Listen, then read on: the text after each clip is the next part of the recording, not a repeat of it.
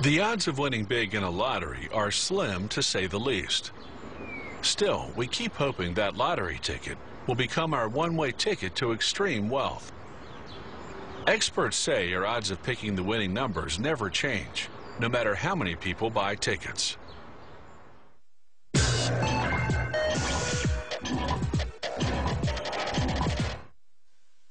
Lotteries are by no means a modern invention.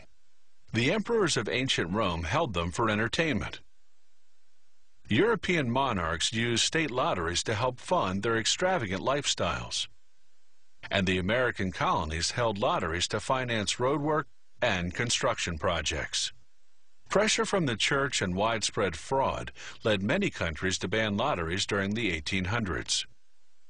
But governments eventually reconsidered.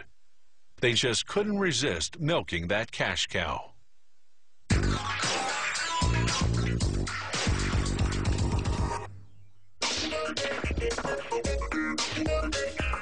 Eye-catching lottery tickets are designed by graphic artists.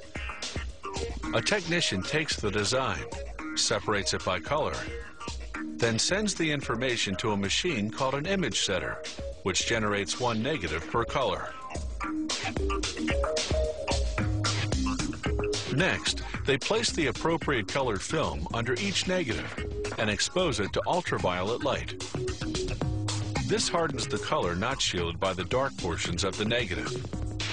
When they wash away the unhardened color, they're left with a color image. They layer the films to make the client a mock-up of the finished lottery ticket, in this case, a scratch and win type. Now they make the printing plates, one for each color of the design. First, for the non-playing area, everything outside the scratch zone. Each negative goes onto a paper-thin aluminum plate coated with a UV-sensitive emulsion. They expose the plate to UV light for about 20 seconds. This hardens the unshielded emulsion.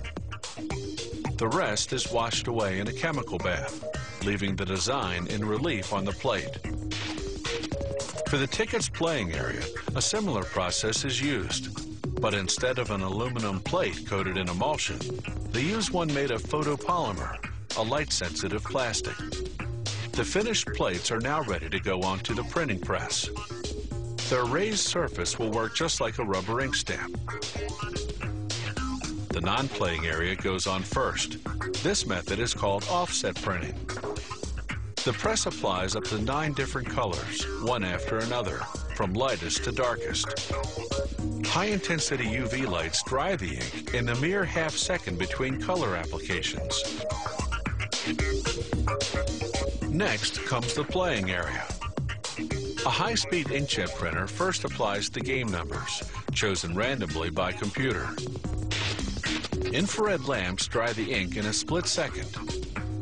A strobe light enables the press operator to do spot checks as the tickets whiz by at a rate of 16 feet per second.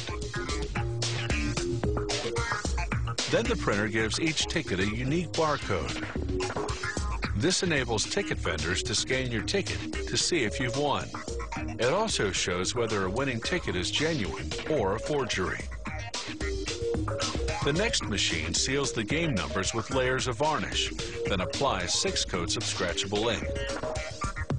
An electronic scanner checks the positioning of the scratchable ink, making sure it hides the numbers. The first 3 scratchable ink coats are black. The next 3 are white. All those layers are used to keep cheaters from holding the card up to the light to see the numbers. Now they can finally print the playing area design onto that white background. In this case, a crossword design.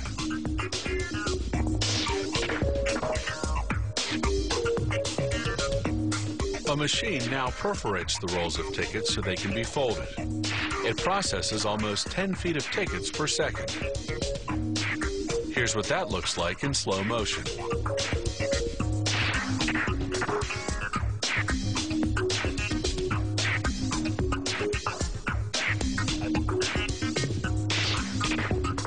The next machine folds the tickets along the perforation lines into piles called fan folders. Goodbye slow motion. Here's the actual speed.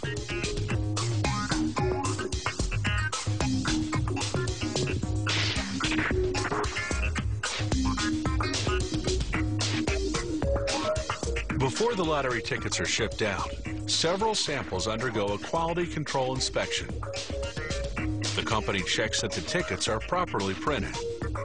It also performs a series of scratch tests and chemical tests to make sure they're absolutely cheat-proof.